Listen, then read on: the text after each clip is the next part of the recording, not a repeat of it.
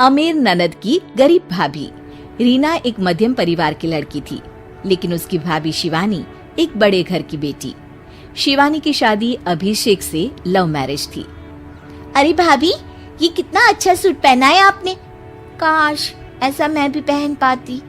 अरे क्यों नहीं रीना, वैसे भी तुम्हारा और मेरा नाप तो एक ही है, जब मन करे पहन लेना। भाभी, आपको आपके पापा ने कितने अच्छे कपड़े गहने दिए हैं। मैं उनकी इकलौती बेटी जो हूँ। बेटी तो मैं भी इकलौती हूँ, लेकिन क्या करे, पापा है नहीं, पता नहीं कैसे होगी मेरी शादी। तभी वहाँ शिवानी की सास आ जाती है। अरे क्यों नहीं करेगा भाई तेरी शादी धूमधाम से, आखिर जिम्मेदारी है तो उसकी। और वो दिन भी आ जाता है जब रीना की शादी तय हो जाती है। अभिषेक, क्या हुआ? आप इतने परेशान तो कभी नहीं दिखे, कोई बात है तो बताइए मुझे। अरे शिवानी, वैसे तो शादी का सारा इंतजाम हो गया है, लेकिन गहनों का रेट तो आसमान छू रहा है। कैसे क्या करूं, कुछ समझ में ही नहीं आ रहा। थोड़ी देर में शिवानी अपने पूरे गहने अभिषेक के सामने रख देती है। ये लीजिए, गहनों का इंतजाम भी हो गया। अरे नहीं नहीं शिवानी, मैं ये गहने किसी हालत में भी नहीं ले सकता। ये तुम्हारे पिता ने तुम्हें दिया था, और तुम हो कि। तभी वहाँ सास आ जाती है। अरे तो क्या हुआ, इसकी तो हो गई ना शादी, अब किसे दिखाने हैं इसने गहने। सास गहनों का डिब्बा शिवानी के हाथ से लेकर वहाँ से चली जाती है।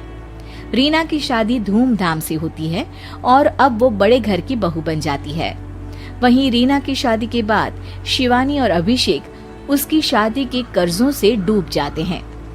मैं सोच रही हूँ नौकरी करनी शुरू कर दूं, वैसे भी पढ़ी लिखी हूँ, आपकी थोड़ी मदद भी हो जाएगी। वैसे शिवानी, कुछ दिन कर लो तो अच्छा ही होगा, क्योंकि जरूरत भी है। अब शिवानी भी नौकरी करने लगती है और घर खर्चे में अभिषेक का हाथ बटाती है। एक दिन शिवानी, रीना का फोन आया था, कह रही थी कि आने वाले त्योहार में उसके ससुराल जाना है। ठीक है माँ।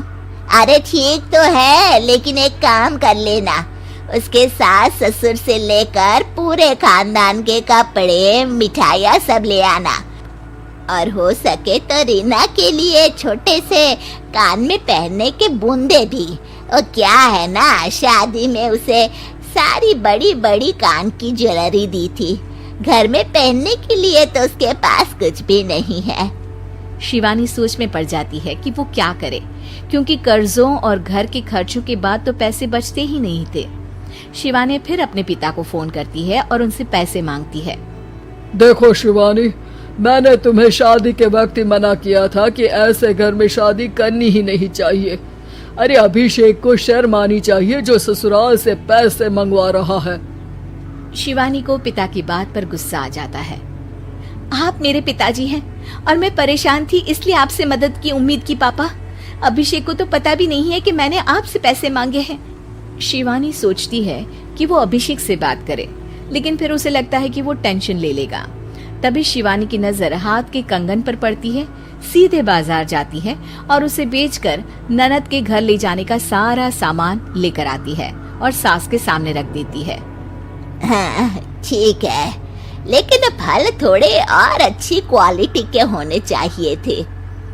शिवानी कुछ नहीं कहती, वहाँ से चली जाती है। एक दिन शिवानी, रीना का फोन आया था, बहुत रो रही थी। क्यों माँ, क्या हुआ? सब ठीक तो है ना उसके ससुराल में? अरे तूने तो उसकी नाक ही कटवा दी। अब मैंने क्या कर दिया माँ? कह रही थी कि बड़े घर की बहू है भाभी, जो कपड़े दिए वो ब्रांडेड भी नहीं थे। तू तो जानती है ना उन लोगों का पहनावा कितना अच्छा है। तू तो मेरी बेटी का भला कभी सोचती नहीं।